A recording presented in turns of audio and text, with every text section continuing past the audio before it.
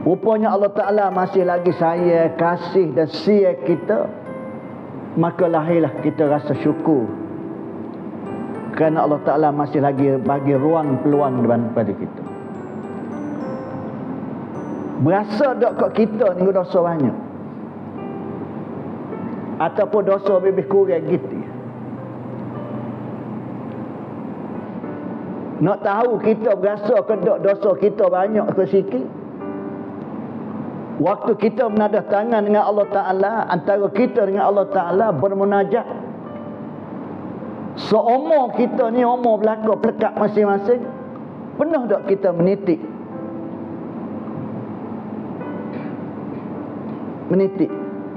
air mata mengenangkan dosa kita?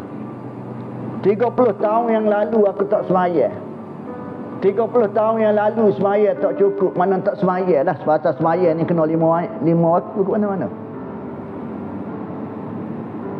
Berapa bulan baru, berapa hari, berapa minggu, berapa tahun baru kenal masjid. Berapa tahun baru dekat sembahyang waktu, 5 waktu. Muhasabah diri masing-masing, siapa sebenarnya aku ni? Jangan tengok hari ni sekat pecing 4-5 tahun ke belakang ni, 20 tahun, 30 tahun yang lalu. Andainya kalau Allah Ta'ala mati ketika tu, kematianmu tidak terjamin mati dalam Islam. Ingat main-main tuan-tuan. Aku tak mati mung ketika tu, pasal aku siap kemung.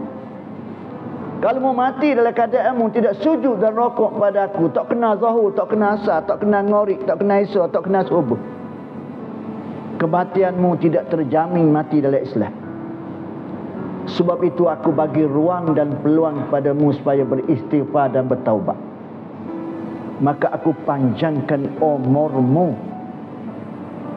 Rupanya aku panjang umurmu menjadi kohmeto. Kau tak era nampak.